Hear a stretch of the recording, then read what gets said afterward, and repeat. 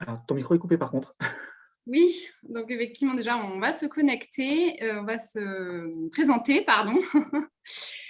On avait envisagé de vous proposer un sous-titrage, mais pour l'instant, il ne fonctionne pas. Donc, sinon, il faut faire afficher le sous-titrage, mais pour l'instant, il n'y aura rien. Donc, voilà, après, vous pourrez réessayer peut-être au début de notre intervention pour voir si ça fonctionne. Il y a quelqu'un qui s'en occupe en back-office. On va être ensemble donc, pendant 1 heure et demie et nous allons animer tous les deux cette séquence autour de la présentation du portail des particuliers de la plateforme digitale de demande d'aide financière de la GFIP.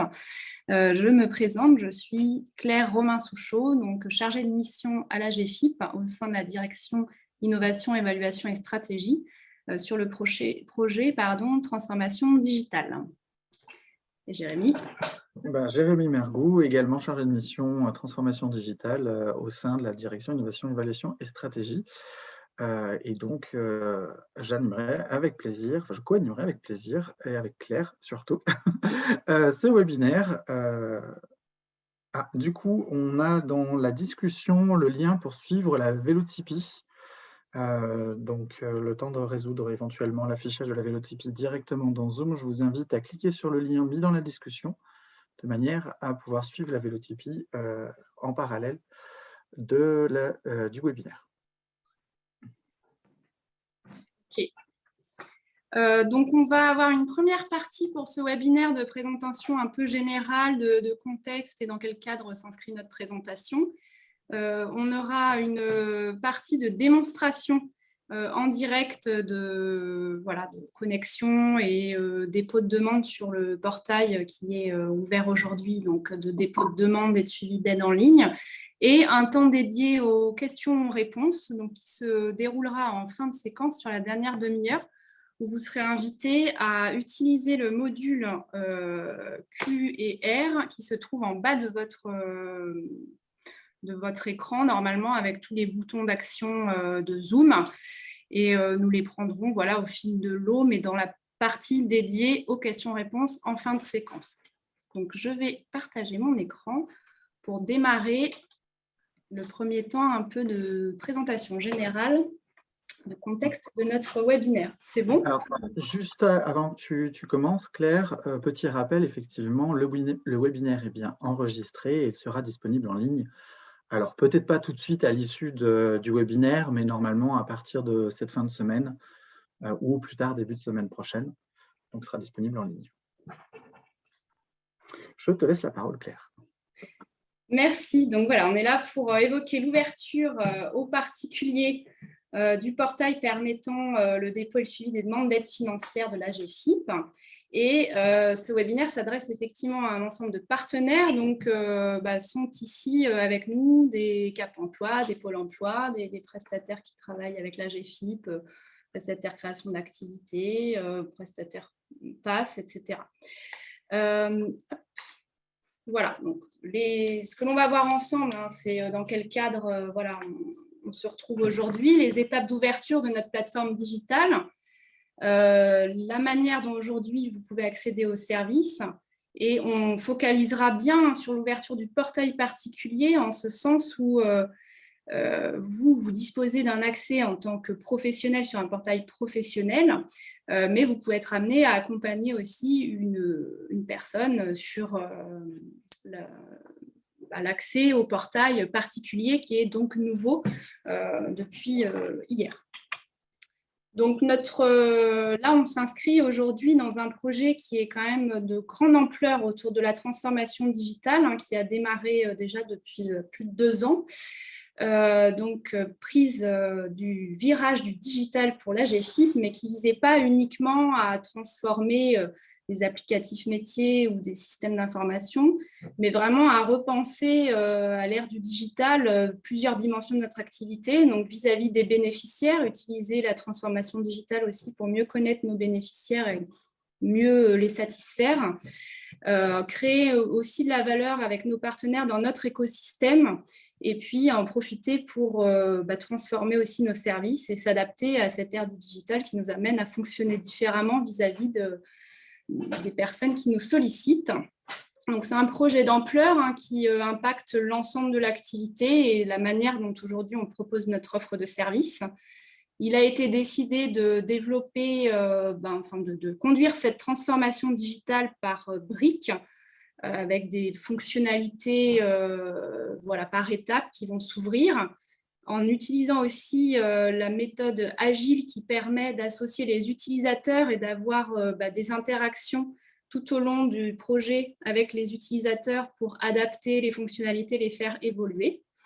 On est sur différents chantiers. Nous, pour votre information en interne, il y a eu d'abord la logique de zéro papier, donc aller vers la disparition des échanges papier. On a un premier gros chantier qu'on appelle, nous, Digital 1, qui concerne la digitalisation et donc l'accès à l'ensemble de nos aides et la manière aussi de traiter les subventions par voie digitale. Et on a un autre gros chantier qui est en cours, qui concerne la digitalisation de nos prestations.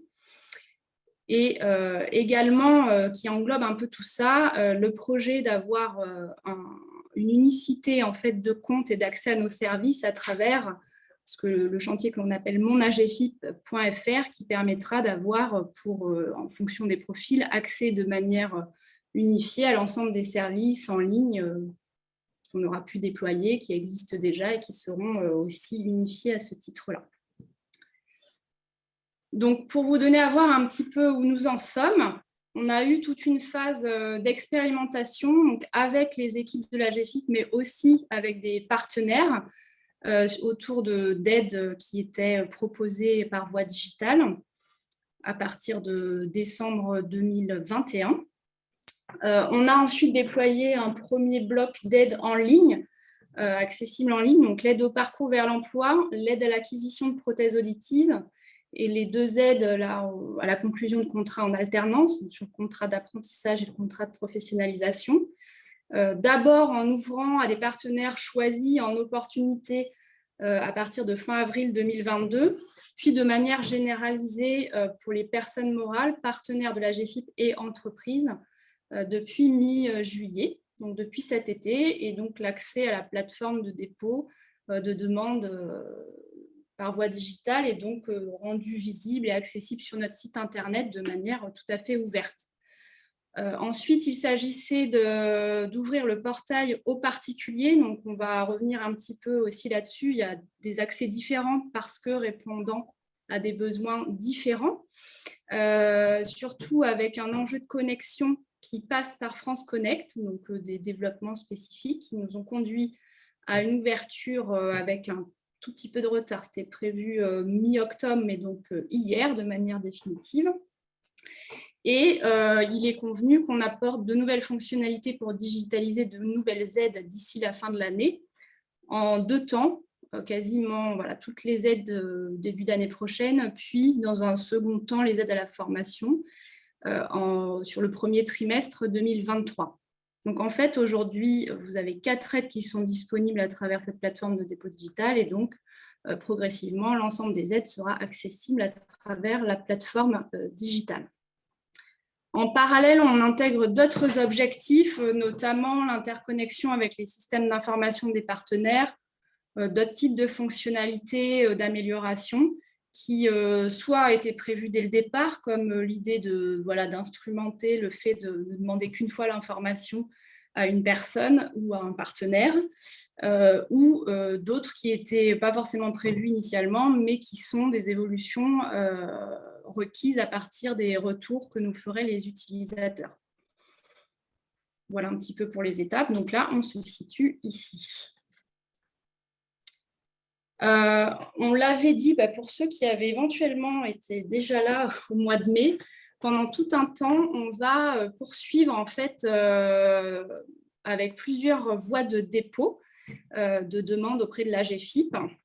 Donc, puisqu'il y a des aides qui ne sont pas encore digitalisées, donc pas encore accessibles sur la plateforme digitale, et puis que, dans un premier temps, toutes les personnes physiques et morales ne peuvent peut-être pas utiliser la plateforme digitale. Donc, on poursuit, on donne toujours la possibilité de déposer vos demandes d'aide par le formulaire de demande et la numérisation de justificatifs déposés par notre site internet.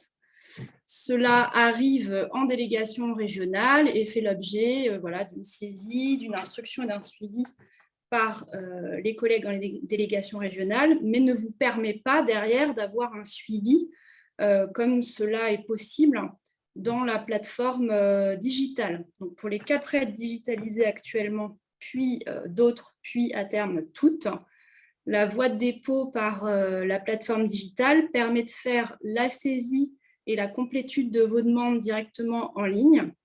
Et en fait, dans le même outil, ça arrive au niveau de l'AGFIP qui instruit et suit le dossier, et ce qui permet aussi de gérer tous les échanges intermédiaires nécessaires à l'instruction du dossier directement au sein de l'outil.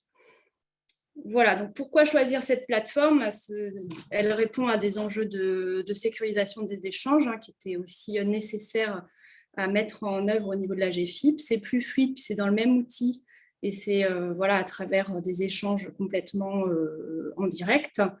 Il vous est possible d'ouvrir un brouillon en ligne avant de finaliser votre dépôt, donc ça vous donne une certaine souplesse pour compléter vos dossiers et puis finaliser le dépôt dans des étapes ultérieures. Et derrière, donc suivre l'état d'avancement du dossier, le compléter avec des échanges et des pièces en ligne directement. C'est ce confort-là qui est proposé avec cette nouvelle voie de dépôt et de suivi. Donc, un petit point de précision donc, pour répondre à des besoins différents. Le service qui est proposé se décline en 2 portails. Derrière ce qu'on appelle sur le site internet un espace personnel qui permet de gérer et de suivre ces demandes d'aide à la GFIP. Mais derrière, il y a un portail des professionnels qui est dédié aux professionnels avec des fonctionnalités qui sont spécifiques et qui ne sont pas les mêmes tout à fait que pour les particuliers. Qui permet d'effectuer donc des démarches pour le compte de leur employeur et éventuellement des démarches pour son établissement ou pour un tiers en tant qu'intermédiaire mandaté ou représentant légal. Et là, la connexion passe par la création d'un compte professionnel qui est rattaché à un ou plusieurs numéros de SIRET. Ce qui est nouveau et donc ce qui est ouvert depuis hier de manière maintenant visible par tous, c'est qu'on a un portail aussi qui est dédié aux particuliers. Particuliers souhaitant effectuer des démarches pour elles-mêmes ou pour une tierce personne en situation de handicap. Et la connexion ici passe obligatoirement par France Connect avec les identifiants existants du particulier. Donc, on va revenir sur ces éléments-là dans la démonstration sur la partie connexion avec France Connect. Et bien sûr, si sur ce point-là, il reste des questions à l'issue de la démonstration, on aura tout loisir de tenter d'y répondre. Donc, concrètement, si vous passez par le site internet de la GFIP, dans la partie déposer ou compléter une demande d'aide, vous êtes invité à choisir votre profil. Et en fonction de votre profil et de l'aide sollicitée, vous accédez à un espace personnel qui soit passe par une identification par France Connect si c'est un particulier, soit renvoie à la connexion du portail des professionnels si vous êtes un professionnel. Vous avez ici, alors le support sera également mis en ligne sur le site internet. Vous avez les URL de connexion des portails. Donc, les personnes peuvent s'y rendre aussi directement. Ce sont des informations qui sont aussi mentionnées sur les courriers de décision d'aide qui sont digitalisés. Donc, les personnes peuvent tout à fait aller se connecter sur leur espace personnel AGFIP à partir de ces URL de connexion. Quelques petits rappels, peut-être. En fait, pour les dépôts de demandes, on a plusieurs situations que l'on va pouvoir rencontrer. Donc, soit les personnes peuvent réaliser les démarches en ligne de manière tout à fait autonome. Donc là, on leur propose un service qui répond à des enjeux de rapidité, simplicité, autonomie. Elles peuvent faire en direct leurs démarches, être en lien avec l'instructeur, la GFIP qui suit leur dossier et être tout à fait autonome sur le sujet. Il peut y avoir aussi des situations où la personne va réaliser la démarche en ligne elle-même, mais avec une assistance. soit par un partenaire, soit éventuellement par des conseillers de la GFIP ou de la plateforme téléphonique, mais c'est elle qui va réaliser sa démarche et elle restera notre interlocuteur principal dans toute la vie de son dossier. Et puis, il y aura les cas où la personne n'est pas en capacité ou ne souhaite pas réaliser la démarche en ligne seule, et il est nécessaire pour diverses raisons de la réaliser à sa place, et donc cela passe par une intermédiation ou dans les cas de représentation légale type curatelle, tutelle renforcée. Pour les aides prescrites, donc là en l'occurrence l'aide au parcours vers l'emploi, qui font l'objet d'un dépôt sur la plateforme digitale, le partenaire devra bénéficier d'un mandat d'intermédiation pour le dépôt et le suivi de la demande sur la plateforme digitale. Dans ce cadre-là, le partenaire devient l'interlocuteur principal des échanges avec la GFIP. On verra ce que ça change aussi aujourd'hui, l'ouverture du portail des particuliers en termes d'échanges avec la GFIP, puisque les choses peuvent changer. Enfin, voilà, l'interlocuteur peut aussi changer, et le fait que la personne ait désormais un espace particulier pour suivre son dossier apporte donc des possibilités supplémentaires dans les échanges avec la GFIP. Un petit zoom sur les nouveautés donc, dans le cadre de ce dépôt en ligne. Le mandat d'intermédiation, il s'agit en fait d'un document qui permet de formaliser la gestion pour le compte d'autrui en dehors de la représentation légale, et qui est rendu nécessaire aussi pour des raisons d'accès à des données personnelles.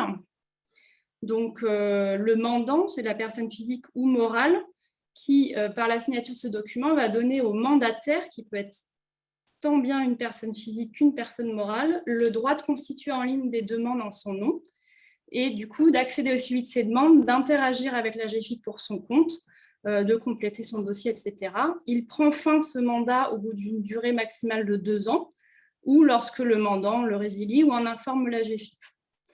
Donc, ce modèle de document, il est à retrouver sur le site internet de la GFIP. À chaque fois, vous avez les liens qui, en fait, vous conduisent sur une page mode d'emploi par rapport à cette plateforme digitale de services de dépôt et de suivi des demandes en ligne, où vous retrouvez finalement tous les modèles de documents, des guides, etc., qui sont utiles à la prise en main de cette plateforme.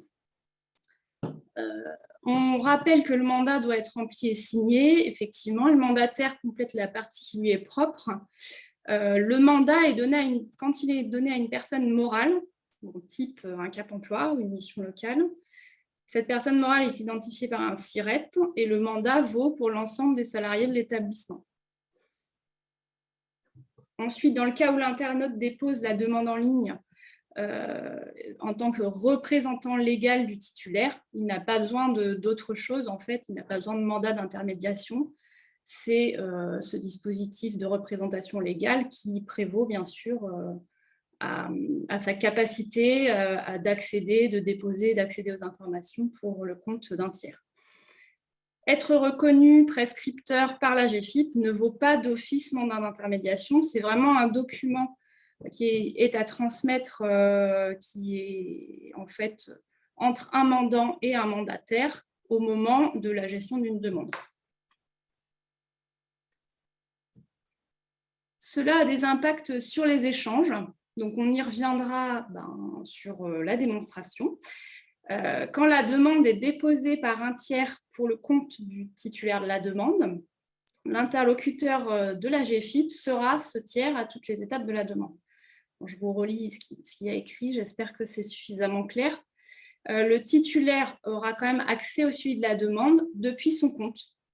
Et c'est ce que je vous disais, avec l'ouverture du portail aux particuliers, il pourra éventuellement redevenir l'interlocuteur principal de la GFIP s'il le souhaite. Il peut également interagir en fait en joignant des pièces complémentaires à sa demande, si c'est lui le titulaire de la demande et qu'il est donc concerné directement par la demande, échanger avec la GFIP via son compte.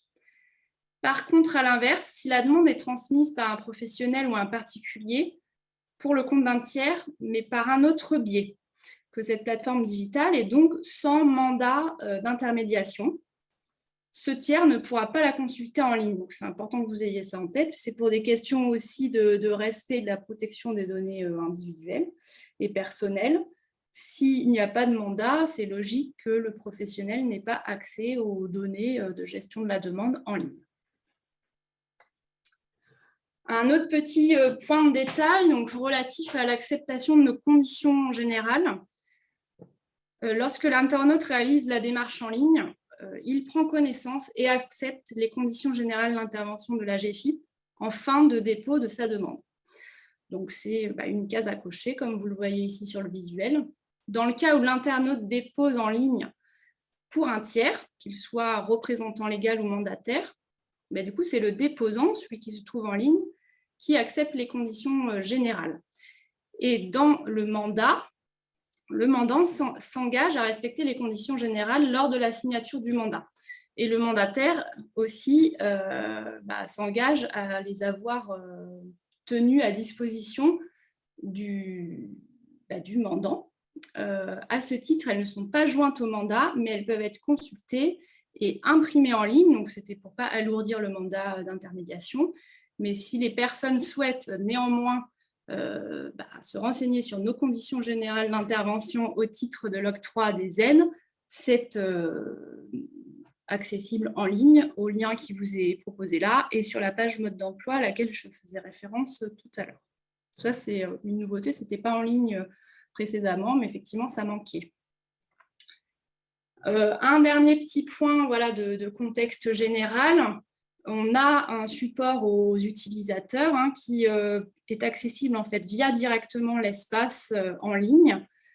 Sur le bouton « Signaler un problème », derrière, vous arrivez à un formulaire de demande d'appui où il convient de sélectionner le bon thème de votre problématique. Donc, sur connexion, problème d'utilisation, de détailler les éventuelles difficultés que vous rencontrez. Et cela arrive derrière auprès d'une équipe technique qui va pouvoir prendre en charge votre problématique. En tant que partenaire aussi, on peut vous redire, on préfère en fait que ce soit la personne qui a un problème qui nous envoie la demande d'appui, parce que ça permet d'être en lien direct après avec celle-ci sans passer par des intermédiaires, de lui demander éventuellement des informations complémentaires. Alors, dans certains cas, ce ne sera pas possible, mais quand cela est possible, c'est bien que la personne qui a un problème intervienne directement sur une demande d'aide pour qu'on puisse la dépanner en direct. Alors, je regarde rapidement les questions-réponses. On va peut-être faire d'abord la démo, je pense. Je ne sais pas si tu avais regardé, Jérémy. Moi, j'ai fait le tour. C'est ce que j'allais proposer, c'est qu'on est effectivement, je propose, c'est qu'on engage la démonstration qui pourra vous apporter des informations et des éléments de compréhension supplémentaires. Et notez bien dans le module QR toutes vos questions, on les repassera dans l'ordre, même si finalement vous avez une question maintenant et que j'y réponds dans la démonstration un peu plus tard, c'est pas grave, mettez quand même votre question et puis à ce moment-là, on verra ensemble les réponses qu'on pourra vous apporter. Alors. Et avant de te passer la main, je précise aussi qu'on est de très nombreux participants, donc on ne prendra pas les questions oralement, parce que je vois qu'il y a une personne qui a levé la main, donc vraiment privilégier le module questions-réponses, parce qu'on ne sera pas en capacité de prendre des questions orales. Voilà. Mais on va faire la démo. Je te laisse du coup la main sur le partage d'écran. Alors, hop là, je vais donc partager mon écran. Hop, bienvenue. Alors, j'espère que vous pouvez voir mon écran. Claire, tu me dis quand c'est bon? Oui, c'est bon. Ok. Alors, bienvenue sur le portail particulier. Alors, pour ceux qui connaissent déjà le portail professionnel, vous pouvez voir que les couleurs sont à peu près les mêmes. La présentation ressemble. Simplement, comme le disait Claire, les modalités de connexion ont changé. Pour les particuliers, enfin, pas changé, ils sont dédiés aux particuliers, et donc c'est une connexion via France Connect. Alors, l'intérêt de France Connect, c'est que nous, on peut récupérer des informations fiabilisées, on sécurise la connexion, et donc, in fine, on va sécuriser l'utilisation de nos aides. Donc, c'est pour ça que tous les particuliers, qui ne sont pas des contacts de professionnels, on a bien, comme Claire l'a souligné, on a bien deux espaces différents. Donc, l'individu en tant que tel vient se connecter sur son portail particulier. Et le contact de professionnel, donc vous allez vous connecter sur votre portail professionnel. Le particulier arrive sur cette page, il retrouve évidemment le bouton d'identification de connexion, ainsi qu'un certain nombre d'informations, notamment pourquoi utiliser France Connect, comment utiliser France Connect, avec un certain nombre d'informations complémentaires. Je ne vais pas rentrer dans le détail, hein. C'est simplement une explication sur les étapes intermédiaires au cours de la connexion. Il y a un petit rappel des mentions relatives au règlement général sur la protection des données et éventuellement donc un rappel du numéro téléphonique de notre plateforme qui peut venir vous assister en cas de besoin ou venir assister le particulier s'il en a besoin. La connexion finalement est assez simple pour l'individu puisqu'il clique sur le bouton s'identifier avec France Connect, il choisit le service, donc là je suis sur une plateforme de test, hein, c'est pour ça que les boutons sont gris et qu'il y a des boutons un petit peu génériques, mais il va choisir le service avec lequel il souhaite se connecter. Donc, que ce soit le service des impôts, l'assurance maladie, éventuellement l'identité numérique La Poste, j'en passe, hein, je ne vais pas tous les détailler. Donc, il choisit son service, il arrive sur une page, donc France Connect, hein, vous voyez que là, on est sorti du portail défini, spécifique à GFIP, hein, on est vraiment sur le portail France Connect. Donc, il va saisir ces informations. Alors, hop, je vais simplement récupérer l'identifiant de test. Là, j'en ai trop mis, j'en ai beaucoup trop mis. Voilà. Ensuite, il saisit son mot de passe. Éventuellement, s'il le souhaite, il va donc pouvoir se connecter. Là, on lui redit son nom, son prénom. Si ce n'est pas lui, il peut cliquer là-dessus et revenir en arrière. Bon, normalement, la probabilité de se connecter sur un mauvais compte est nulle avec France Connect, mais en tout cas, c'est géré par France Connect. Et là, on a le bouton pour continuer et revenir sur l'espace personnel de la GFIP, donc l'espace de, là, dans notre exemple, de monsieur Mohamedi El Anonyme Lons. L'individu qui se connecte peut voir la liste des données qui seront récupérées par la GFIP de France Connect. Donc, comme je vous le disais à l'instant, il s'agit d'une logique de sécurisation des données collectées, et donc on va récupérer un certain nombre de données très limitées. Vraiment, là, c'est important de souligner, notamment si vous avez des personnes qui sont un peu en doute ou qui sont réfractaires à l'utilisation de France Connect. Hein. Pourquoi je renseignerais mes informations, par exemple les impôts, et la GFIP va avoir accès à mes fiches de paye, etc. Non, non. Je vous rassure, les seules informations qu'on va récupérer de France Connect sont celles listées ici, et on a le droit d'ailleurs, parce que c'est une sorte de convention qu'on signe avec France Connect pour pouvoir bénéficier du service d'identification. Et donc, on détaille les informations qu'on a le droit de collecter. Et donc, on va collecter le sexe de l'individu, simplement pour pouvoir définir la civilité, monsieur ou madame, la date de naissance, ses prénoms d'état civil, enfin ses prénoms d'état civil, prénom de naissance, hein, bien évidemment, le nom de naissance et le lieu de naissance, donc, pour déterminer le département de naissance. Donc, vous voyez, on récupère très très peu d'informations, finalement uniquement les informations d'état civil, ce qui nous permet, nous, d'avoir une certitude sur la personne qui est connectée. Donc, l'individu, toujours dans sa logique de connexion, hein, donc après avoir renseigné son identifiant, son mot de passe, clique sur « Continuer sur l'espace personnel à GFIP » et il est réorienté sur le portail, donc sur son portail, sur son espace en ligne, avec un certain nombre d'écrans intermédiaires. Pour ceux qui utilisent déjà le portail professionnel, vous avez un certain nombre de choses, d'éléments qui peuvent vous rappeler ce que vous connaissez déjà, puisque en fait, on a la même logique. On a donc en haut un identifiant technique, donc pas forcément, il n'y a pas d'intérêt, simplement si on vous pose la question, en haut, ici, là, pendant l'enchaînement d'écran à la connexion, c'est vraiment uniquement un identifiant technique. On cherche à le faire disparaître, on est un petit peu bloqué niveau possibilité de l'outil. Donc, et vous pouvez éventuellement vous déconnecter, enfin, l'individu qui est en train d'arriver sur son espace particulier peut se déconnecter à tout moment. On a donc un premier écran qui rappelle un certain nombre d'informations avec des liens pour pouvoir accéder éventuellement à d'autres modalités de dépôt, pour nous faire part des remarques et pour avoir plus d'informations sur l'accessibilité du service. En cliquant sur suivant, on va dérouler les pages de connexion. Donc, vu que là, il s'agit d'une première connexion, on a un certain nombre d'informations qui sont reprises et des informations qui doivent être complétées. Donc, comme je vous le disais, les informations issues de France Connect sont reprises, affichées et non modifiables, puisque c'est une donnée fiabilisée via France Connect. Donc, l'intérêt de pouvoir le rendre modifiable est quand même assez limité. Donc, les données de France Connect sont sécurisées, elles sont affichées et non modifiables. Mais par contre, l'individu a la possibilité de définir un prénom d'usage et un nom d'usage autre que ses prénoms de naissance et nom de naissance, notamment dans le cadre où on aurait une personne qui n'utiliserait pas son premier prénom comme prénom d'usage, mais son deuxième ou troisième prénom, ou un autre prénom. Et le nom d'usage, notamment le nom d'épouse, c'est le plus évident. Email de contact personnel. Bon, on ne va pas aller très loin, hein, mon email @youpmail.com par exemple. Donc à chaque fois, un petit étoile rouge veut dire les champs obligatoires, hein, donc c'est rappelé là en haut. Après, il y a un certain nombre d'informations. On peut s'amuser à mettre tous les numéros de téléphone, 1, 2, 3, rue du test pour l'adresse.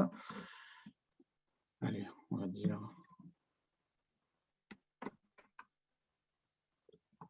Voilà. Ensuite, pour ceux, pareil, hein, qui utilisent déjà le portail en ligne professionnel, vous avez la huitude de questions. Hein, est-ce que l'individu accepte de recevoir des informations sollicitations par voie électronique de la part de la GFIP et ou de la part des partenaires de la GFIP? Donc, il a 2 cases à cocher, il peut choisir comme il le souhaite l'une ou l'autre. S'il coche cette case, simplement, il accepte de recevoir, par exemple, une newsletter, éventuellement une invitation à un événement dans sa région, des choses comme ça. Donc, c'est vraiment ou la création d'une nouvelle aide, parce que, par exemple, on avait créé des nouvelles aides spécifiques pendant la période Covid. Ça pourrait être c'est une information qui transiterait via le portail, via un mailing global, s'il coche « J'accepte de recevoir ». Voilà. Là, en l'occurrence, on ne va pas cocher et on clique sur suivant. Et on complète finalement la création du compte avec les informations, un petit message d'information et on termine l'enchaînement d'écran de connexion. Là, je vous rappelle, on était sur une primo-connexion, c'est-à-dire que l'individu ne s'était jamais connecté en ligne et il arrive sur son espace particulier, son espace personnel en ligne. Alors, pareil, hein, pour ceux qui connaissent déjà l'espace professionnel, vous vous dites, mais c'est exactement ce que je connais. Oui, l'ensemble, l'interface est quasiment la même, à quelques petits écarts près, mais qui sont liés aux spécificités de vous représenter votre employeur, alors que l'individu ne représente que lui-même finalement. Donc, sur l'interface générale, on a le bandeau supérieur dans lequel on va retrouver donc, le lien vers la page d'accueil, celle qui est actuellement affichée, le bouton « Déposer une demande » qui va permettre de consulter, enfin d'ouvrir un brouillon, de consulter les brouillons ouverts et de finaliser le dépôt d'une demande. Ensuite, consulter mes demandes. Donc là, ça fait partie des spécificités du portail particulier, puisque le particulier va pouvoir consulter directement les demandes dans lesquelles il apparaît. Et enfin, en fonction de la largeur de votre écran, un bouton plus, dans lequel il va retrouver mes échanges, ou en fonction si l'écran est moins large, consulter mes demandes, etc. Mes échanges, comme pour vous, hein, c'est l'ensemble des échanges que l'individu reçoit de la GFIP, quelle que soit la demande concernée par l'échange. On a également, comme vous avez sur votre espace professionnel, une barre de recherche qui permet de rechercher un numéro de demande, la notification cloche qui permet de savoir si la GFIP a envoyé une notification en ligne à l'individu. Je rappelle que cette notification en ligne est doublée d'une notification mail, hein, un peu l'image de ce que vous recevez lorsque votre banque, par exemple, vous envoie un message en ligne, et vous recevez par mail simplement une information comme quoi un nouveau message a été déposé en ligne, rendez-vous sur votre espace particulier pour pouvoir en prendre connaissance. Un peu de choses près, c'est ça.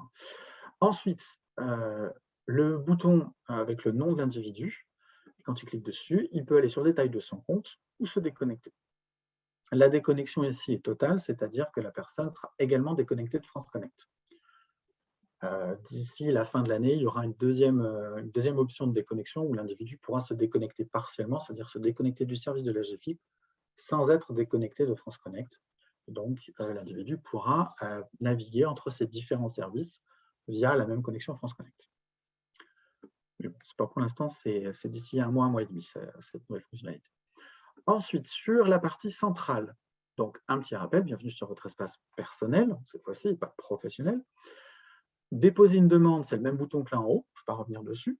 Signaler un problème technique, comme le disait Claire il y a quelques instants, c'est le bouton qui va permettre à l'individu connecté de pouvoir dire directement au service de la GFIP concerné: j'ai un problème sur ce portail, je n'arrive pas à réaliser telle ou telle manipulation, je suis bloqué à tel ou tel endroit, j'ai un message d'erreur qu'éventuellement je ne comprends pas, etc., etc.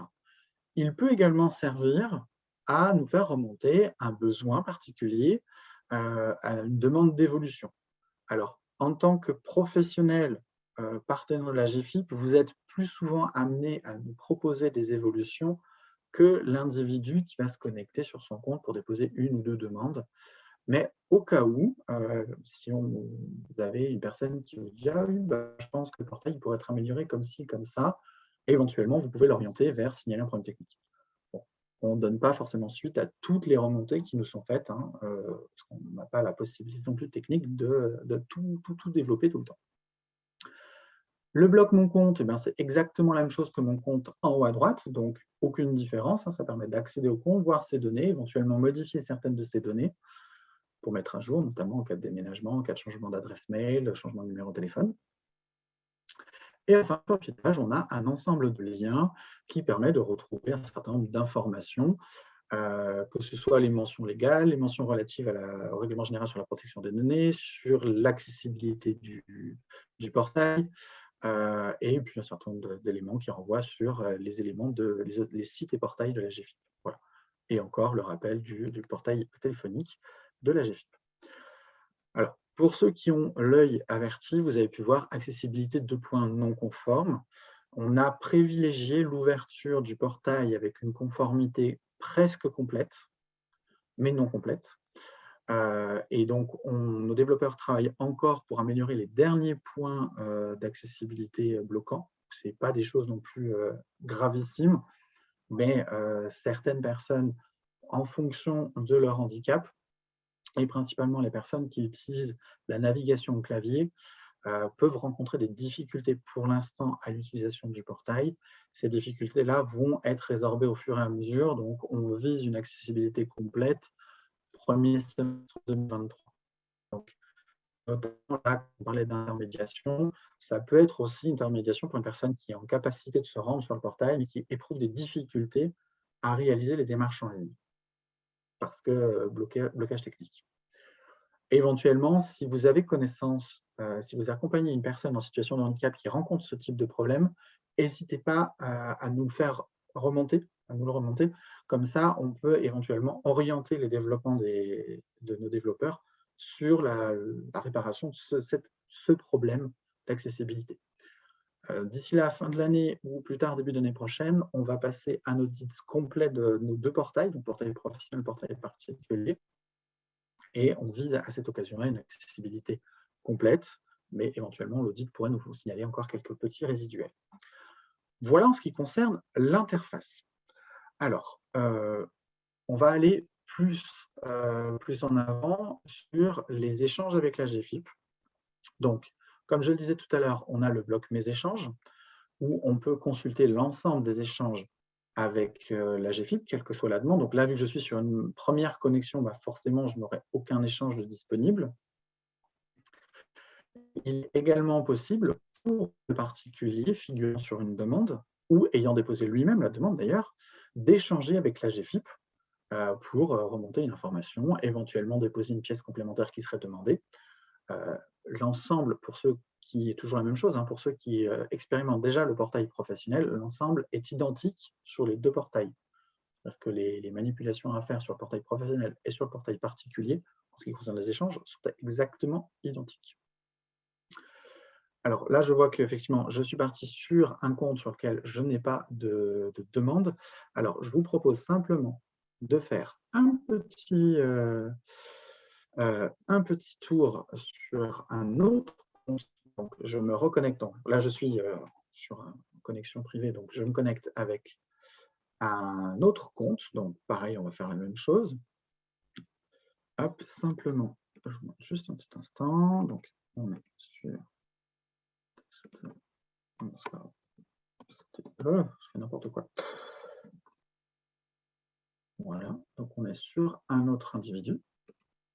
Et là, au passage, je vais en profiter pour vous montrer une petite particularité que des personnes pourraient rencontrer, notamment si c'est des personnes que vous accompagnez déjà et pour lesquelles vous avez déjà déposé en ligne une demande, donc le même message d'information. Donc là, on est pareil, hein, l'individu, c'est la première fois qu'il se connecte via France Connect. Donc, éventuellement, vous avez déposé pour lui une demande d'aide au parcours, par exemple, il y a quelques semaines, et l'individu souhaite se connecter en ligne. Et là, il tombe sur cet écran. Donc, vous avez pu voir que c'est un écran différent de celui que je vous ai montré juste avant. C'est simplement le cas particulier où l'outil détecte que le compte de l'individu existe déjà dans notre base de données. Ça veut simplement dire qu'une demande a déjà été déposée pour ce particulier et déjà été traitée via notre portail, enfin en tout cas au moins via la version interne du portail, donc le traitement interne via nos instructeurs. Dans ces cas-là, le petit message, il semble que vous ayez déjà déposé une demande d'aide à la GFIP. Pour le vérifier, merci de renseigner l'email utilisé lors de cette demande. Si ce n'est pas le cas, cochez la case ci-dessous. Donc, si l'individu qui se connecte se dit bah, « non, moi, je n'ai jamais déposé », peut cliquer « je n'ai pas connaissance de l'existence d'une demande me concernant » et ensuite vérifier l'adresse mail. Et il arrivera sur un compte créé neuf, donc un nouveau compte. Si par contre, il se dit « oui, effectivement, mon conseiller Cap emploi, Pôle emploi, peu importe, a déposé pour moi une demande d'aide au parcours, je me souviens, et je lui avais donné cette adresse mail-là. » Eh bien, il la renseigne. Là, il arrive et vous pouvez voir que les informations sont déjà renseignées, simplement parce que l'outil a permis à l'individu de faire le lien entre sa nouvelle connexion via France Connect et son compte déjà existant dans notre base de données. Et donc, simplement, les deux sont liés. Quand il va se connecter, finaliser sa connexion, il va arriver sur son espace particulier en ligne, mais il va déjà retrouver les informations qui le concernent et éventuellement les demandes, enfin, pas éventuellement, il va retrouver les demandes qui ont déjà été déposées sur lesquelles la personne apparaît. Donc, simplement, donc là, voilà, on attend que ça charge un petit peu. Alors, je suis désolé, hein, je suis en télétravail et la connexion n'est pas forcément extraordinaire. En tout cas, voilà. Donc l'individu se connecte, arrive sur son espace particulier, il clique sur « Consulter mes demandes » et il va retrouver une demande sur laquelle il apparaît. Donc, je disais tout à l'heure, les échanges, on va retrouver les échanges dans le bloc « Mes échanges », mais également les échanges directement au sein de la demande.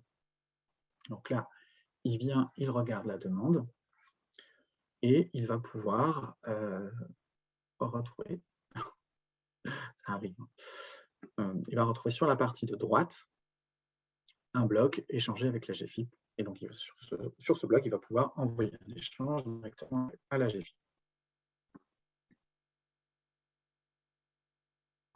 Bon, alors là, la demande est dans un statut très particulier qui fait que l'individu, pour l'instant, ne peut pas interagir avec la GFIP, mais en tout cas, c'est le bloc sur la droite. Et c'est le même que celui que vous connaissez, hein, donc échanger avec la GFIP, il peut renseigner un titre, il peut renseigner un objet, le contenu du message, cliquer sur suivant, joindre une pièce jointe, et enfin transmettre l'échange à la GFIP.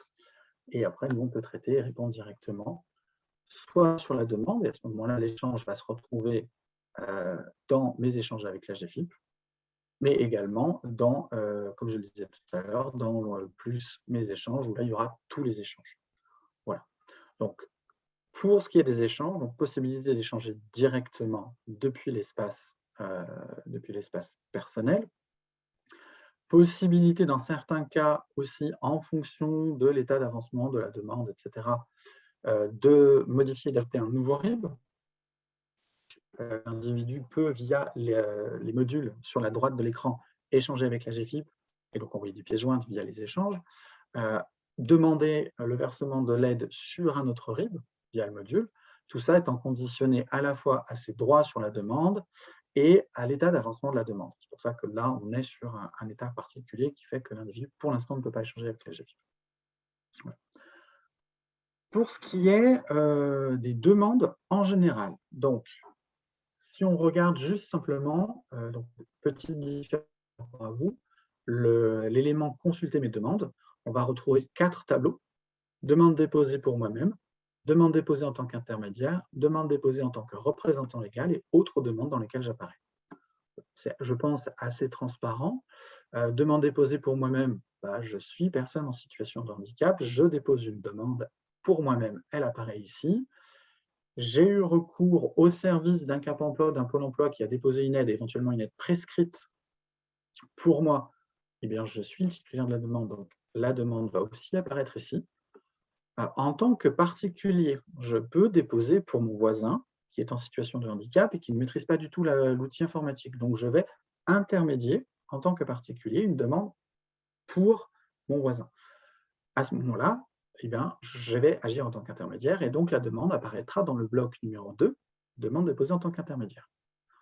En tant que parent ou tuteur d'un individu en situation de handicap n'utilisant pas le portail en ligne, je peux déposer une demande dans laquelle j'apparaîtrai comme représentant légal. Et la demande va apparaître dans le bloc ici, demande déposée en tant que représentant légal. Vous voyez, c'est assez simple.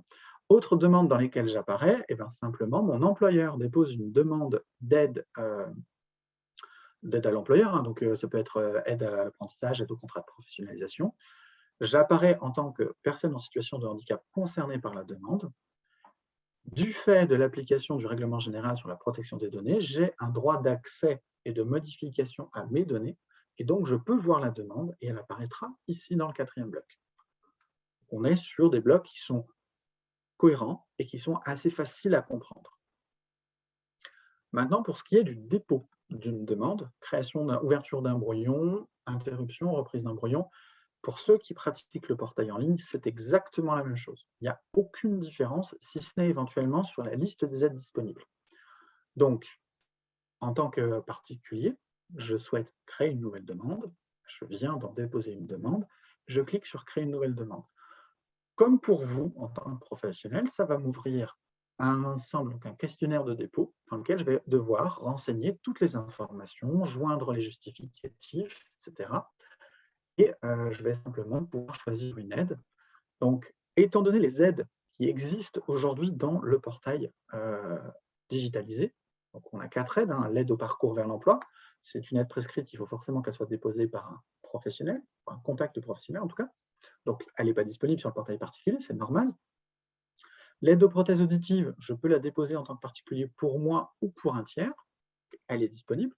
Et les aides au contrat d'apprentissage et au contrat de professionnalisation, c'est des aides qui s'adressent aux professionnels. Et donc, en tant que particulier, je ne peux pas déposer pour un professionnel. Donc, les aides n'apparaissent pas.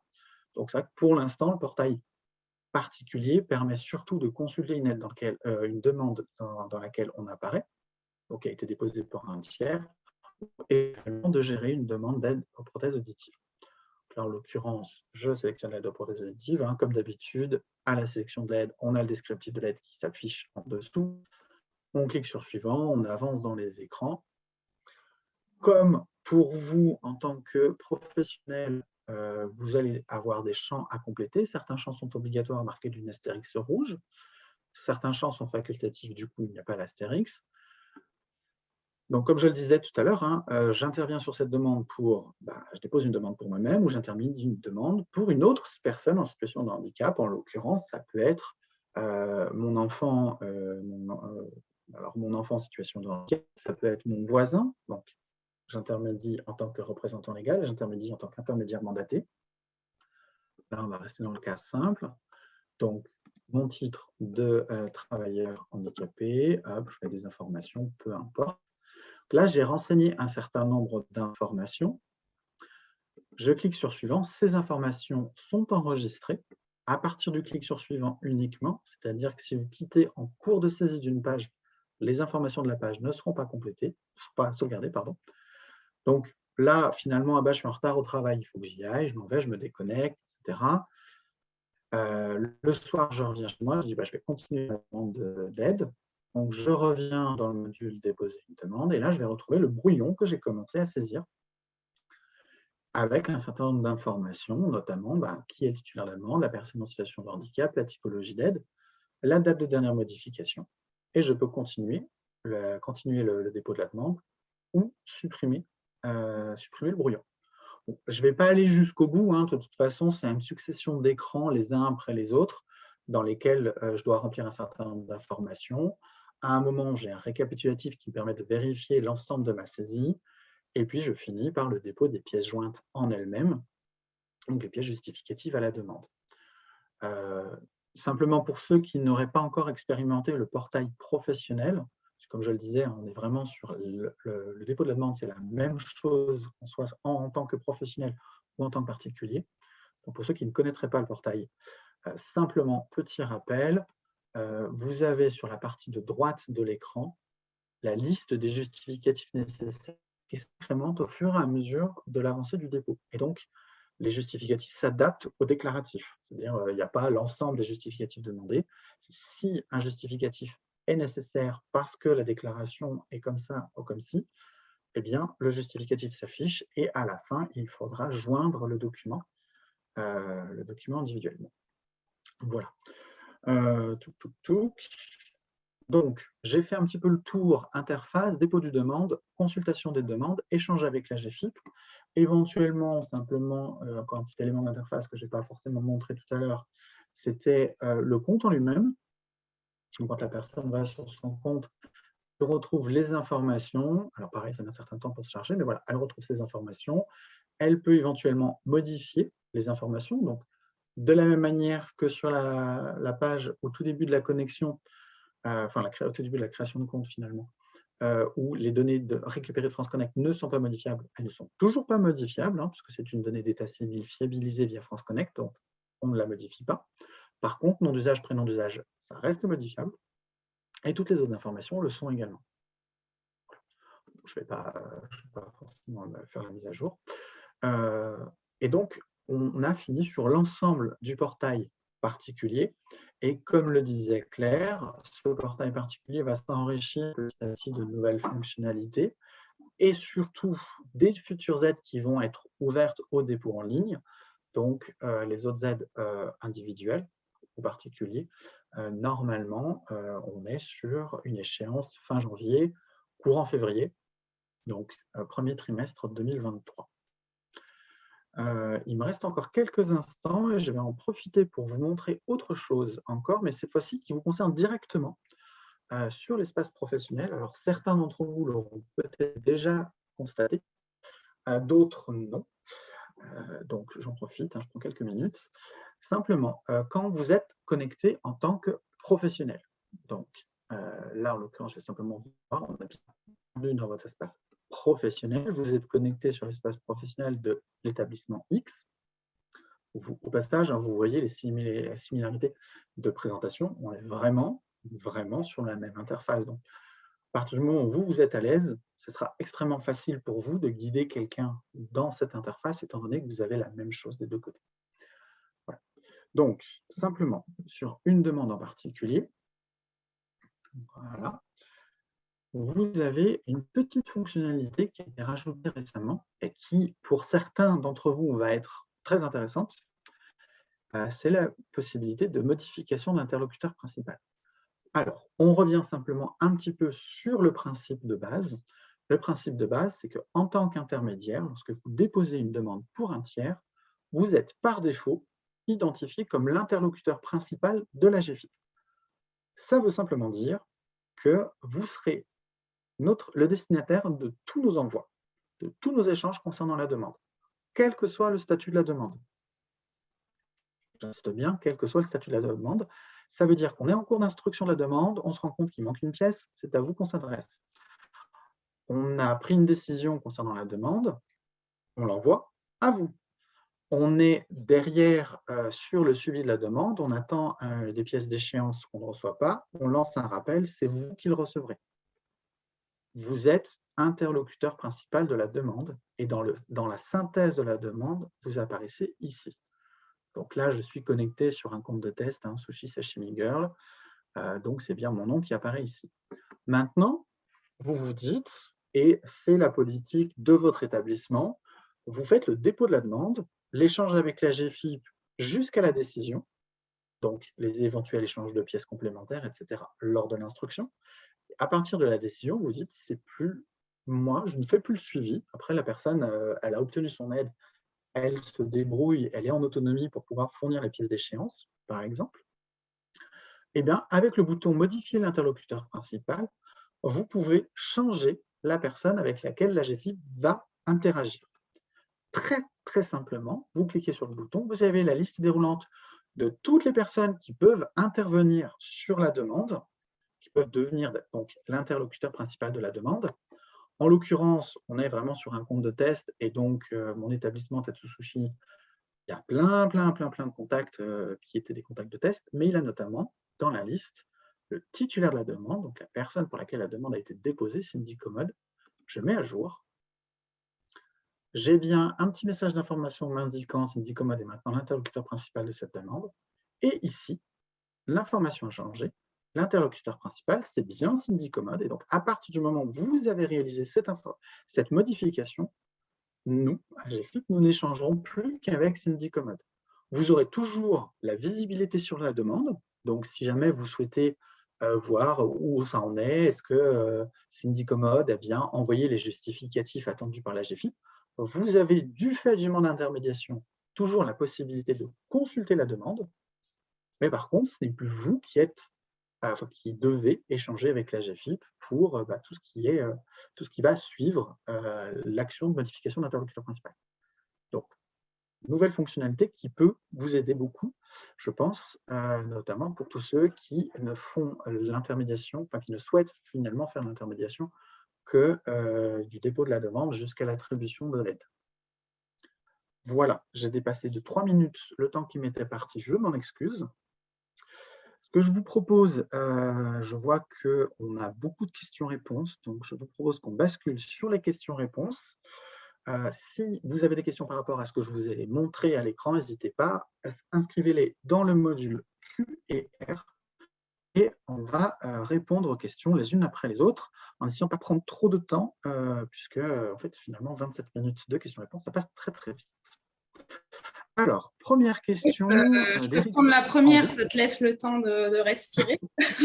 D'accord, pas de souci, merci. La dématérialisation est une bonne solution, mais sur le terrain, imaginez-vous les contraintes rencontrées. Donc, il y a eu toute une phase d'expérimentation pour justement essayer de qualifier ce type de contraintes. Aujourd'hui, s'il y a encore des difficultés particulières ou des besoins spécifiques, vous avez toujours la possibilité, donc à travers les retours que vous pouvez nous faire, de nous faire part en fait de propositions, de demandes d'évolution, donc qui sont analysées en fonction de leur récurrence, la qualification qu'on peut faire des besoins par rapport à des difficultés rencontrées. C'est quelque chose d'ordre général, donc je fais une réponse d'ordre général. En tant que Cap Emploi, si nous déposons un dossier pour une personne, peut-elle déposer des documents pour la demande que nous avons déposée et Cap Emploi reste l'interlocuteur de la GFIP? Je pense que du coup, à travers la démonstration, donc c'était une question qui était posée avant la démonstration, vous avez la réponse, donc ce qui est oui, et que l'interlocuteur principal reste Cap Emploi tant qu'il n'est pas modifié. Ensuite, on a une question sur la fiabilité de connexion par France Connect. C'est suffisamment fiable, effectivement, et c'est pour ça qu'on passe par France Connect. Je ne sais pas si tu as des éléments complémentaires, Jérémy, sur ce sujet-là. Alors, France Connect permet quand même de sécuriser assez fortement la connexion. Donc, effectivement, comme tout système de connexion informatique, il peut connaître des faiblesses. France Connect sera toujours plus sécurisé qu'un simple identifiant mot de passe géré au niveau de la GFIP. Voilà pour donc, ce point. Nous, on a pris l'option France Connect. L'interconnexion des SI est-elle prévue avec quel partenaire? Donc, on a plusieurs partenaires qui sont identifiés avec des ordres de priorité éventuels, mais donc on a un objectif d'interconnexion avec les systèmes d'information de Pôle emploi. Et pourquoi pas des MDPH, mais voilà, ça c'est à des échéances qui nous échappent un peu. En tout cas, dès que ça pourra faciliter voilà, les choses d'un point de vue de l'utilisateur, on l'étudiera de manière prioritaire. Donc c'est vrai qu'avec Pôle emploi, c'est quelque chose qui nous intéresse tout de suite. Obligatoirement le portail digital.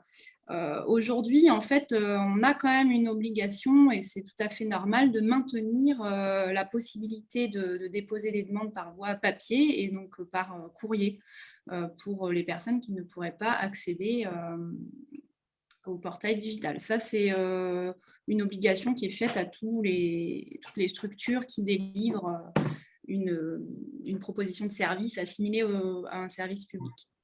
Parce que effectivement, Claire, tu l'as peut-être, enfin tu l'as souligné tout à l'heure, hein, peut-être un peu rapidement, c'est qu'aujourd'hui, donc on a globalement 3 modes de dépôt, hein. Le papier envoyé par la poste, le papier scanné, déposé sur la plateforme de dépôt en ligne de l'aide que vous avez pu connaître, qui a été mis en place notamment au moment du Covid, la période Covid.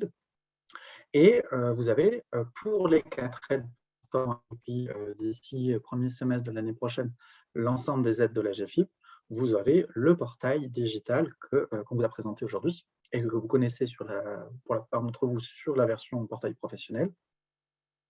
C'est simplement qu'aujourd'hui, on a ces 3 modes-là. Demain, quand toutes les aides seront digitalisées, on n'en gardera plus que 2, la version postale et la version portail en ligne qu'on vous a présenté. Donc ça répond à une question de spectateur anonyme et une question aussi de spectateur anonyme, donc 2h30 et 2h31, je fais les deux. Le mandat vaut pour tous les salariés correspondant au SIRET de l'établissement. Logiquement, cela veut dire que chaque agence Pôle emploi doit avoir un mandat. Exactement. C'est un mandat, un SIRET, quels que soient les salariés sous ce SIRET. Mais si on a plusieurs agences, donc plusieurs SIRET, ça veut dire plusieurs mandats. Bonjour Aurélie. Alors Aurélie, c'est Aurélie Guénan. Si vous aviez une question, je vous invite à la remettre. Ah ben je vois que vous l'avez mis. Oui, c'est sur la suite, il y en a 2 autres. Après, il y a une question qui est un peu hors sujet. Désolée, on ne va pas la prendre. Du coup, les organismes proposant des profils, c'est les organismes du service public de l'emploi, mais du coup, on n'a pas forcément d'éléments complémentaires à ajouter sur ce sujet. Tu peux peut-être prendre les 2 de Aurélie Guénan, du coup. Alors, du coup, Aurélie nous pose la question. Ensemble de nos équipes est habilité Aidant Connect. Nous avons donc un mandat Aidant Connect établi avec la personne accompagnée. Cela nous dédouane-t-il du mandat d'intermédiation? Alors, malheureusement, non, hein, puisque le mandat d'intermédiation, c'est vraiment un mandat spécifique à la GFIP et qui vous permet juridiquement d'avoir accès aux données de la personne sur notre portail. Donc, effectivement, ça peut ressembler redondant parce que je pense que vous avez sur le mandat Aidant Connect va ressembler à peu près, et ça doit être à peu près la même chose, mais on est bien sur 2 documents qui, bien qu'ayant une finalité similaire, sont des documents différents.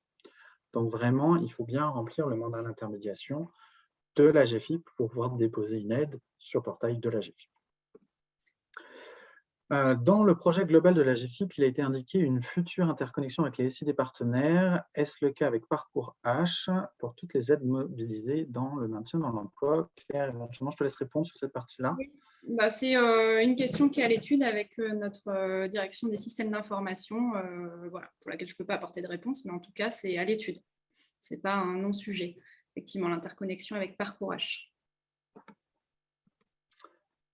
Alors, si Cap Emploi a déjà fait une demande pour une personne, est-ce que les champs déjà renseignés sont incrémentés quand cette personne crée son compte? Exactement, c'est ce que je vous ai montré dans un deuxième temps, donc je pense que la question a été posée avant.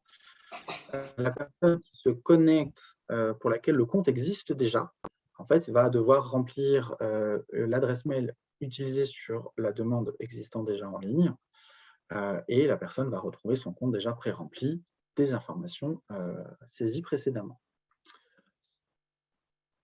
Si le particulier a créé son compte AGFIP et qu'une demande est faite par le conseiller Cap Emploi, la personne reçoit-elle aussi l'accusé de réception de la demande dans son espace personnel? Alors, oui, elle voit en fait la personne qui est connectée, enfin qui a un compte en ligne, va voir les demandes qui sont déposées pour elle par d'autres personnes, notamment conseiller Cap Emploi. C'est ce que je montrais tout à l'heure dans le détail, consulter. Je retourne sur là, consulter mes demandes où j'ai les 4 tableaux. Claire, est-ce que je partage toujours mon écran? Oui, par contre, sur un portail professionnel, du coup, là. Là, normalement, j'ai rebasculé sur le portail particulier. Oui, Non? Oui, c'est bon? oui, oui, si, c'est bon. Donc voilà. Donc effectivement, c'est le cas. Là, l'exemple de la demande DH 0009993 déposée par un Cap emploi ou par une autre structure, hein, pour le compte de Stéphane Fauteuil. Eh bien, Stéphane Fauteuil, depuis son espace en ligne, va avoir la demande et, en fonction de l'état d'avancement de la demande, pourra éventuellement échanger avec l'AGFIP. Voilà. Alors, bon, là, on a un spectateur anonyme qui nous fait part d'un traitement un petit peu retardé. Je vous invite là, à vous rapprocher vers la délégation régionale dont vous dépendez pour faire part de votre étonnement, en sachant que 28 octobre, ça peut paraître un petit peu long. 10 jours, c'est vrai que c'est un peu long. Mais je vous invite à vous rapprocher de la délégation régionale en question. Effectivement, ça dépend de l'aide, si votre dossier, enfin l'état de votre dossier, enfin voilà, on ne peut pas forcément répondre à ça Tout à aussi fait. directement. Est-ce D'accord. qu'un compte professionnel AGFIP est gratuit? Alors, on y a réfléchi pendant très très longtemps et moi j'ai proposé de donner mon RIB parce que ça me paraît une bonne démarche. Et non, non, blague à part, effectivement, c'est entièrement gratuit. Il n'y a aucun souci puisque c'est un service offert, donc pas de souci. Portail professionnel est gratuit, portail particulier est gratuit également. Pour le particulier et pour l'employeur, est-il possible de supprimer un interlocuteur tiers en tant qu'interlocuteur privilégié à qui un mandat d'intermédiation a été donné à la fin de durée de validité du mandat d'intermédiation? Alors, le mandat d'intermédiation, pour l'instant, est dans les conditions générales du mandat d'intermédiation. Vous pouvez voir qu'il est valable 2 ans. Donc, étant donné que là, on est à peu près à une dizaine de mois d'existence pour ceux qui ont été déposés tôt, donc ce n'est pas beaucoup de gens finalement. C'est une logique qui va être implémentée, mais qui n'est pas encore aujourd'hui implémentée, donc la fin de vie d'un mandat d'intermédiation. Donc voilà, c'est quelque chose qui va arriver, je pense, courant de l'année prochaine, mais pour l'instant, je ne vais pas trop m'étendre, puisque les fonctionnalités ne sont pas définies précisément. Si tu veux, je peux prendre le relais un petit peu. Vas-y, continue un Je petit suis peu. référent handicap au sein d'un organisme de formation. Dois-je créer un compte professionnel? Enfin, en tout cas, rien ne vous l'interdit. Un organisme de formation peut créer un compte donc, voilà, en tant qu'établissement pour ses salariés, comme pour peut-être les bénéficiaires s'il est intermédiaire mandaté par un bénéficiaire. Donc voilà, il n'y a pas de problématique là-dessus. J'en profite pour rappeler du coup sur les comptes professionnels que le premier qui crée un compte en fait se rattache au SIRET et gestionnaire de compte. Donc si vous n'avez pas encore créé de compte, c'est quand même bien de voir avec l'organisation de votre structure qui peut être gestionnaire de compte, puisque ce qui est spécifique dans les comptes professionnels, on ne vous l'a pas présenté parce que là on parlait des comptes particuliers, c'est qu'il y a des droits d'action et de visibilité qui sont différents lorsque la personne est gestionnaire de compte ou contact de compte. Donc voilà, avant de peut-être créer votre compte comme ça à la sortie du, du webinaire, il y a des éléments d'information sur la fameuse page mode d'emploi du site internet, des guides de connexion, des éléments d'information sur les rôles de chacun dans le compte professionnel. Ce n'était pas l'objet de notre webinaire, hein, donc on ne va pas rentrer dans le détail, mais en tout cas, vous pouvez le faire et vous pouvez notamment aussi voir dans quelle mesure c'est intéressant et qui doit apporter ce compte professionnel. Alors, après, il y a une autre question. Effectivement, je ne suis pas sûre de comprendre les aides reçues par un particulier et déposées par lui-même sur l'ancienne plateforme web sont-elles visibles sur Digital? Alors, j'imagine que la plateforme web, c'est le formulaire où vous déposez en fait un dossier, voilà, un PDF rempli et des justificatifs scannés. Donc, j'espère ne pas me tromper. Si ce sont des aides, si ça fait partie des 4 aides qui sont digitalisées aujourd'hui, oui, elles seront visibles sur Digital. Par contre, si c'est sur d'autres aides, elles ne sont pas encore visibles sur la plateforme ou sur l'espace personnel du particulier. D'ailleurs, du coup, c'est peut-être, je ne sais pas, quelqu'un d'interne. Donc, Digital, c'est notre terminologie, on va dire, interne. Mais bon, vous pouvez être amené à entendre ce mot à l'externe aussi pour parler de notre plateforme de dépôt et de suivi des demandes d'aide. Voilà. Alors, peut-être une petite précision. Donc, pour ceux qui connaissent un peu le nom de nos outils, hein, aujourd'hui, sur les autres aides, on utilise un outil qui s'appelle Saturne 2. Et sur les 4 aides qu'on a évoquées, on a basculé sur Digital. Donc là, c'est vraiment du nom interne, hein, ce n'est pas les noms qu'on affiche à l'externe. Aujourd'hui, un instructeur voit l'antériorité de bus Digital sur Saturne, mais il n'est pas prévu d'ouvrir finalement cette visibilité en externe et de réintégrer l'ensemble des données présentes dans Saturne dans Digital. Parce que ce serait énorme en fait, et il y a certaines informations qui sont présentes dans Digital qui n'étaient pas demandées dans Saturne, enfin qui n'étaient pas enregistrées dans Saturne. Donc techniquement, ça risque d'être extrêmement compliqué. Donc pour l'instant, on privilégie simplement un outil interne qui nous permet de voir l'antériorité et pouvoir déterminer si une aide est en renouvellement ou si c'est simplement une nouvelle demande. Voilà. J'espère avoir complété les éléments donnés par Claire. Donc, en ce qui me concerne, le public que j'accompagne est souvent en difficulté avec la langue française et pour d'autres également peu l'aise avec l'outil informatique. Comment peuvent-ils faire s'ils ont un besoin particulier? Mais effectivement, ça dépend bien évidemment des besoins des personnes. C'est pour ça qu'on a présenté différentes modalités. Soit la personne est tout à fait autonome, soit il y a une aide un peu médiation numérique, accompagnement, appui à la prise en main de l'outil qui est suffisante. Soit en fin de compte, la personne qui est en grande difficulté peut donner mandat d'intermédiation à la structure pour faire la démarche à sa place. Enfin, structure ou une tierce personne. Hein. Une tierce personne qui est peut-être, je sais pas, son voisin, sa belle-mère, enfin, j'en sais rien. Donc voilà, du coup, il nous semble que les propositions qui sont faites aujourd'hui en termes de démarche pour un tiers couvrent justement une multiplicité de besoins de celui qui est totalement autonome et pour qui, du coup, c'est contraignant finalement d'apporter des éléments complémentaires ou d'autres interlocuteurs dans sa demande, à la personne qui, à l'inverse, a besoin d'un accompagnement et du coup, qui peut bénéficier quand même de ces services par l'intermédiaire d'un tiers. Voilà, j'espère avoir pu répondre. Donc, la même personne nous dit que ça lui semble compliqué et donc, ça peut être compliqué pour un demandeur d'emploi, effectivement, et puis c'est un nouvel outil, donc il faut aussi se l'approprier. Voilà, c'est pas plus compliqué que de remplir nos anciens dossiers papier, à notre sens, et par les retours d'expérience, en tout cas, ça apporte quand même un peu de fluidité dans les échanges, la complétude des données. Ce que Jérémy n'a pas forcément montré tout du long, c'est que le dépôt d'une demande est très guidé aussi hein, dans les champs à renseigner. On vous demande que les champs qui sont nécessaires à l'étude de la demande. Il y a une logique de simplification aussi pour demander que ce qui est nécessaire à l'instruction de la demande. Donc voilà, c'est en tout cas vers ça que l'on va. Et dans la prise en compte des retours utilisateurs aussi, c'est ce type d'amélioration qui pourront être apportées. Voilà. En sachant qu'un des retours qui nous a été formulé effectivement à l'ouverture du portail professionnel, c'est où là, ça a l'air compliqué. Nous, la réponse qu'on a eue, c'était peut-être un petit peu de facilité, c'est-à-dire essayez. Et puis, si vraiment vous vous en sortez absolument pas, revenez nous voir. On a mis à disposition des gens des guides utilisateurs. Et finalement, le retour, c'est ah ben, en fait, c'est relativement simple. Hein, ça dépend aussi de l'aisance de chaque individu avec l'outil informatique, on est bien d'accord, mais globalement, le retour le plus fréquent, c'est « Ah ben, je me suis fait une fausse idée, votre présentation était courte et ça m'avait l'air compliqué, mais à la pratique, on est sur quelque chose de fluide et de facile et d'accessible. » Donc là, je vous invite vraiment, créez votre compte, essayez de pratiquer.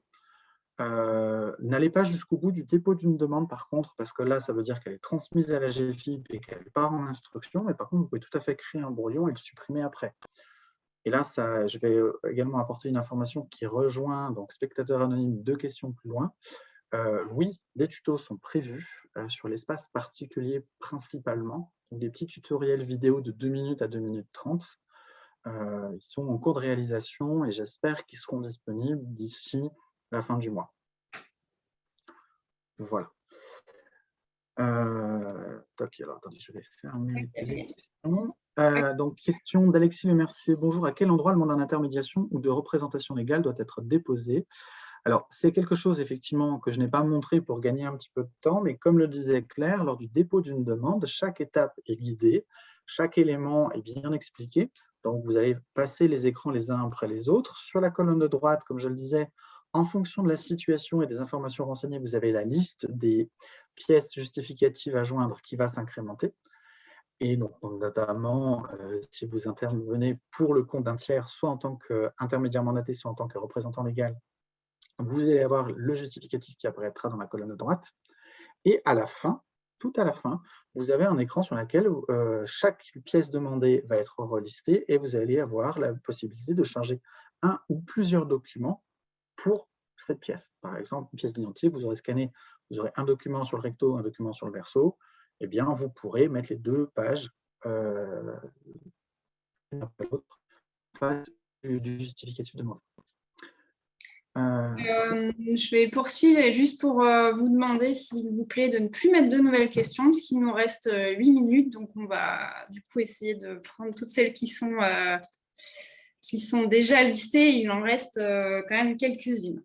Donc, il y a un retour sur des coquilles orthographiques. Donc, effectivement, il y en a encore, on le sait. Donc, si vous envoyez, on en prend bonne note. Nous, on a le nez dedans, donc on ne les voit pas forcément toujours.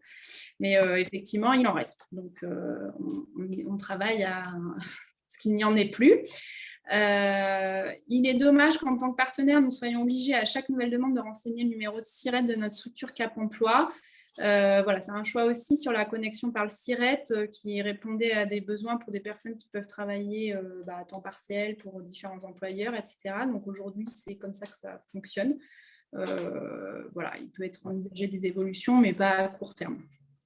Dans les évolutions envisagées, notamment, c'était d'identifier à chaque fois qu'une connexion a eu lieu sur un SIRET donné, donc l'enregistrer et puis permettre d'avoir une liste déroulante des SIRET déjà utilisés en plus du champ de saisie d'un nouveau SIRET. C'est en cours de réflexion. Comme le dit Claire, ce ne sera pas une évolution à court terme, puisque là, maintenant, nos développeurs sont focalisés sur les nouvelles aides, mais c'est quelque chose qui nous est demandé et remonté assez régulièrement. Donc, c'est quelque chose qui va entrer en vigueur, mais sous un délai inconnu. De la même pour les histoires d'amélioration de fonctionnalité. Pour le type de BOE, est-il nécessaire de le joindre à chaque fois ou il est conservé à sa date de validité? Aujourd'hui, il est nécessaire de le joindre à chaque fois. C'est aussi pour ça qu'on demande de scanner les pièces de manière séparée. C'est pour pouvoir instrumenter assez rapidement le fait de ne nous dire qu'une fois la chose tant que celle-ci est valide. Mais pour l'instant, c'est une fonctionnalité qui n'est pas en place. Donc voilà, le titre, certain nombre de pièces, on a vraiment ça dans la ligne de mire des prochains travaux prioritaires par rapport à d'autres, sur le fait de nous dire effectivement, mettre en place le fameux dites-le nous une fois, déjà avec les pièces que vous avez fournies à la GFIP, et pourquoi pas dans un second temps avec des pièces qui proviendraient d'autres systèmes d'information. Mais ça, c'est dans une étape ultérieure. Mais déjà avec les pièces qui sont fournies à la GFIP, c'est quelque chose sur lequel on va travailler très très rapidement. Donc, le mandat d'intermédiation suffit-il à l'intermédiaire pour déposer une demande concernant un tiers sous mesure de protection curatelle? Alors, dans ce cadre-là, oui, on est bien d'accord que la personne qui est sous une mesure de protection, notamment renforcée, n'a pas le droit de signer elle-même les documents. Donc, dans ce cadre-là, le mandat d'intermédiation ne devra pas être signé par la personne en situation de handicap, mais bien par son curateur ou son tuteur. On est bien sur une logique de la personne en capacité juridique de signer le document va le remplir et le signer pour donner mandat d'intermédiation à la structure, en l'occurrence Cap Emploi. Et donc, si l'individu n'est pas en mesure juridiquement de signer ce document, eh bien, c'est bien son représentant légal qui va le signer. Là, c'est un cas assez particulier, mais effectivement, vous faites bien de poser la question. Combien de temps prend l'inscription avec le SIRET pour créer le compte professionnel? Bon, entre 3 et 5 minutes. Comment savoir si un mandat d'intermédiation, je suppose, a déjà été créé par un autre partenaire pour une PSH? Vous n'avez pas accès à cette information, simplement puisque le mandat d'intermédiation, c'est entre une personne physique ou morale et une autre personne physique ou morale. Et ça ne concerne finalement que ces deux éléments, ces deux personnes, et non pas une tierce personne. Si par exemple un individu lambda a signé un mandat d'intermédiation pour un Cap Emploi donné, eh bien, un Pôle emploi n'a pas à avoir cette information-là puisque ça ne le concerne pas. Voilà. Bonjour, par le passé, vous avez fait une visio pour les prestataires. Oui, on avait fait une visio pour le portail professionnel, une visio, et donc là on est sur le deuxième webinaire portail particulier. Vous pourrez retrouver les enregistrements du webinaire portail professionnel en ligne. Alors Claire, je ne sais plus exactement Alors, où. c'est sur la chaîne YouTube de la GFIP. Peut-être que je remettrai les liens dans le support. Mais il y a une page mode d'emploi où en fait vous retrouvez les guides, les liens vers les webinaires, les liens vers un tuto qui a été réalisé sur une problématique qui était récurrente d'activation de contact de compte. Voilà, donc c'est en fait du coup c'est en ligne, que ça permet de ne pas se transférer des fichiers très lourds et vous pouvez aller le consulter en ligne. Je vais juste traiter ensemble les deux questions qui suivent. Hein. Donc, souci pour Amélie, la CNAM a suspendu avec France Connect. Et effectivement, la question France Connect se pose car il semble que France Connect Plus est mise en place pour le CPF peut-être plus tard. Alors, la connexion via France Connect, c'est un service externe, un service de l'État. Hein. Donc, nous, on a choisi, comme on l'a dit déjà précédemment, je ne vais pas revenir dessus, ce service-là pour les raisons qu'on a évoquées. Maintenant, ce service, pour se connecter, se base sur d'autres fournisseurs de services. Amélie, la Caisse nationale d'assurance maladie, en faisait partie. France Connect a suspendu l'accès à France Connect, a priori, c'est bien ce que je comprends. C'est possible parce que France Connect, du fait des récents arnaques, escroqueries, peu importe le terme que vous mettez, notamment sur le compte personnel de formation, France Connect renforce sa sécurité et notamment toutes les fonctionnalités de modification de RIB, les fonctionnalités de connexion, etc. Et donc, il est possible que France Connect ait suspendu potentiellement et temporairement ces services pour certains autres services, donc Amélie, CNAM, peut-être, parce que ces éléments-là, ces entités-là ne respecteraient éventuellement pas les nouveaux critères d'accès France Connect. France Connect Plus étant une version encore améliorée de France Connect. Pour l'instant, on ne s'est pas encore orienté sur France Connect Plus, mais peut-être qu'on y viendra. Il y a des accréditations, hein, c'est aussi pour ça qu'on a pris quelques jours de retard sur l'ouverture. Il y a un système d'accréditation avec des évolutions qui sont requises par France Connect pour garantir la sécurité une fiabilité de ce système. Alors, les services de santé sont-ils aussi prévus en partenaire intermédiaire? En fait, la GFIP ne prévoit pas forcément une liste de partenaires intermédiaires. C'est la personne qui choisit de donner mandat à une structure. Donc, ça peut tout à fait être un service de santé au travail, ça peut être... on vous l'a dit, ça peut aussi être un particulier. Donc, cette logique de mandat d'intermédiation, elle est vraiment nouvelle pour la gestion et le suivi des dossiers en ligne. Et il n'y a pas d'exclusion, en fait, par définition. Voilà. Et c'est bien une notion différente de la prescription. Et c'est bien, Claire l'a très correctement souligné tout à l'heure, on a bien le mandat d'intermédiation qui permet à une personne physique ou morale de déposer et de gérer en ligne une demande pour une autre personne, pour une tierce personne, et la notion de prescripteur reconnu par la GFIP, où là, effectivement, c'est une notion ferme et relativement fermée, qui permet à un individu de déposer une demande prescrite. Ce n'est pas du tout la même chose. C'est-à-dire qu'un Pôle emploi ou Cap emploi qui est par défaut prescripteur de l'aide au parcours peut déposer donc cette aide prescrite pour le compte d'un tiers, mais devra également être titulaire du mandat d'intermédiation. C'est deux notions complètement séparées. Prescripteur égale aide prescrite, mandat d'intermédiation égale j'intermédie pour un tiers. On est, il est la demi, donc on n'aura pas tenu l'objectif de répondre à toutes les questions si on s'arrête maintenant. Nous pouvons prendre encore 5 minutes, Jérémy? Alors, ce qu'on peut vous proposer, effectivement, ceux qui sont un peu limités par le temps, déjà, nous vous remercions pour votre présence, votre patience, et nous espérons avoir répondu à la plupart de vos questions. Donc, on vous souhaite une bonne fin de journée. Pour ceux qui le souhaitent, effectivement, on vous propose de rester encore 5 minutes pour essayer de répondre à quelques questions. Vu le nombre de questions qui restent, on n'arrivera pas jusqu'au bout, je suis désolé. Mais on va essayer de répondre encore à quelques questions. Donc, la personne en situation de handicap peut-être tout de même répondre à une demande de pièces complémentaires si l'intermédiaire est le référent principal. Tout à fait, hein, je l'ai évoqué tout à l'heure, donc il n'y a pas de souci à ce niveau-là.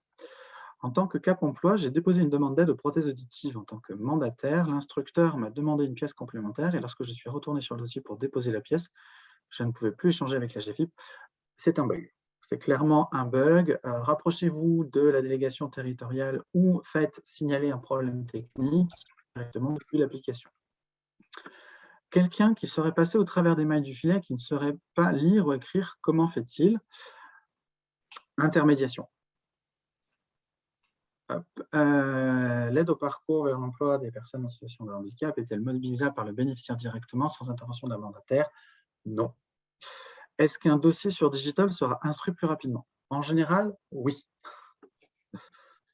En général, oui. Alors, ce n'est pas forcément le cas systématiquement, mais en général, oui. Déjà, il y a les délais de transmission qui sont beaucoup plus courts. L'avantage, c'est que la demande étant déjà présente dans l'outil, il y a un certain gain de temps. Et la présentation des informations dans l'outil pour l'instructeur est aussi beaucoup plus fluide et beaucoup plus simple. Et donc, l'instruction en est facilitée et donc accélérée. Le mandat doit être retransmis à chaque fois ou une seule fois pour une même structure. Alors, pour l'instant, à chaque fois, c'est ce que Claire disait tout à l'heure sur le dites-le-nous une fois. C'est une fonctionnalité qui va être mise en œuvre pour pouvoir enregistrer et reporter le mandat à chaque fois sur chaque demande. Pour l'instant, il faut bien le joindre à chaque demande. Le 0800 existe toujours. Oui, il n'y a pas de souci. Il n'y a pas de problème. Pour une agence Pôle emploi, un seul conseiller doit déposer des demandes pour les autres conseillers référents handicap. Alors, on était sur la présentation du portail particulier, donc on n'est pas revenu sur certains éléments et certaines informations du portail professionnel. Sur le portail professionnel, une personne, un contact d'établissement peut ouvrir une demande. Cette demande peut être poursuivie par une deuxième personne et la demande peut être finalement déposée et transmise à la GFI par une troisième personne. Il n'y a aucun problème.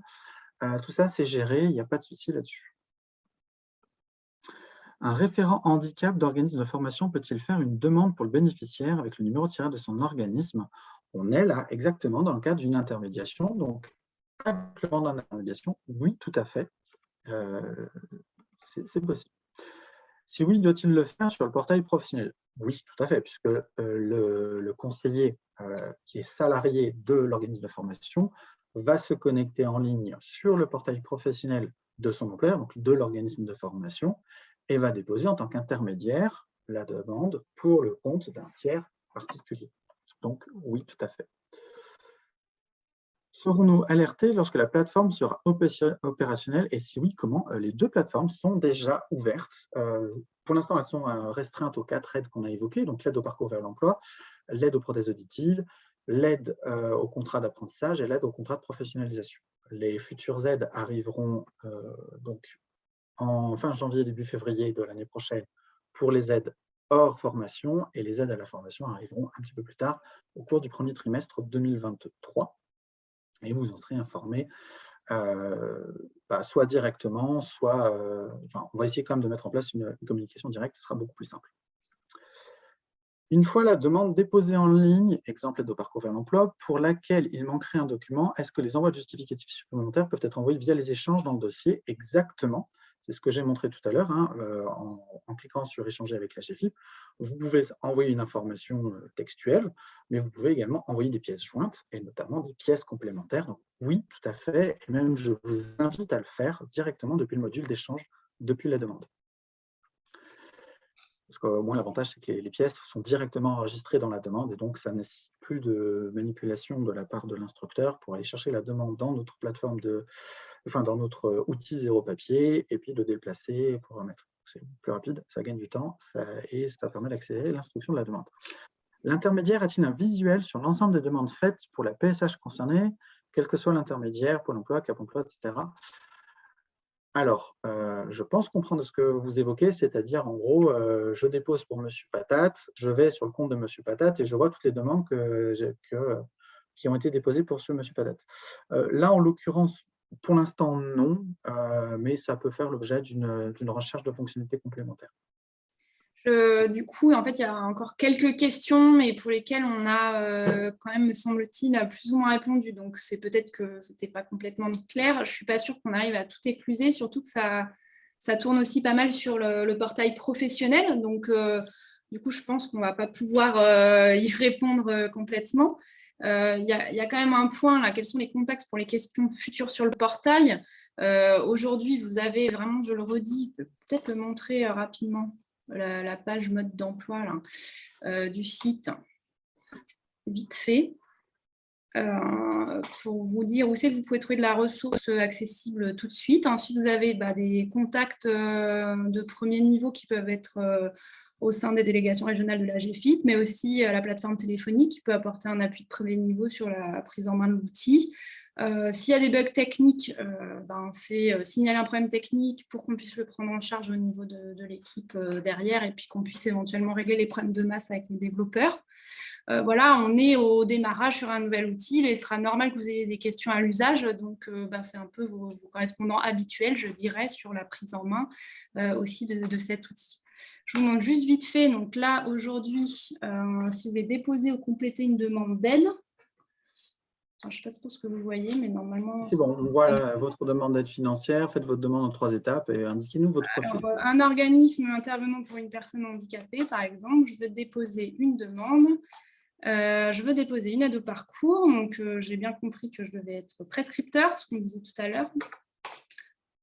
Et du coup, là, on me renvoie sur une page mode d'emploi. On me propose aussi le téléchargement du mandat. Ce que je vous disais tout à l'heure, cette page mode d'emploi, elle sera enrichie en fait s'il y a des nouveaux éléments. Vous retrouvez un motion design de présentation, les liens vers la playlist où il y a les webinaires de présentation, les tutos vidéo enrichis. C'est une playlist qui sera aussi enrichie au fur et à mesure, comme on vous l'a dit, sur la connexion au portail, etc. 2 guides en fait qui sont très détaillés avec pas mal de captures d'écran sur l'interface partenaire et l'interface particulier. Et puis, le mandat, enfin le modèle de mandat, le modèle de procuration quand vous êtes sur le versement à un tiers, l'extrait des conditions générales applicables à nos aides financières, une foire aux questions donc, qui est datée, donc elle est figée à date, mais elle avait été réalisée à la suite du webinaire des partenaires, donc qui avait eu lieu au mois de mai, auquel on faisait référence tout à l'heure. Donc ça apporte déjà pas mal de questions. Et puis, si vous reste des questions ou vous avez des problèmes, vous êtes aussi redirigé vers le formulaire de contact. Et ensuite vers l'espace personnel. Donc voilà, je pense qu'on n'apportera pas toutes les questions, toutes les réponses à toutes les questions aujourd'hui. Il y a quand même de la ressource qui est en ligne, c'est-à-dire consultable, il n'y a rien de secret. Vous pouvez aller voir déjà tous ces éléments-là sur le site internet de la GFIP. Et puis après, à l'usage, vous avez vos interlocuteurs, je dirais, un peu habituels qui sont toujours là, en fait, qui sont les mêmes que d'habitude. Et donc, le 0800 sur un appui de premier niveau sur la prise en main de l'outil, éventuellement les interlocuteurs que vous avez l'habitude de solliciter en délégation régionale et sur des points plus précis, une équipe qui s'occupe du déploiement de ce projet. Voilà. Et donc, du coup, effectivement, là, je viens de faire pendant que Claire vous expliquait un petit peu la page mode d'emploi. J'ai fait le tour des questions. Globalement, c'est des questions auxquelles on a déjà répondu. Donc principalement, comme le disait Claire, je vous oriente vers la page mode d'emploi. Et puis, il nous reste finalement qu'à vous souhaiter une excellente journée, à vous remercier beaucoup pour votre présence, votre patience et votre écoute. Et peut-être à bientôt. Et sinon, passez une excellente fin de journée. Au revoir. Au revoir. Fin l'enregistrement. Attends.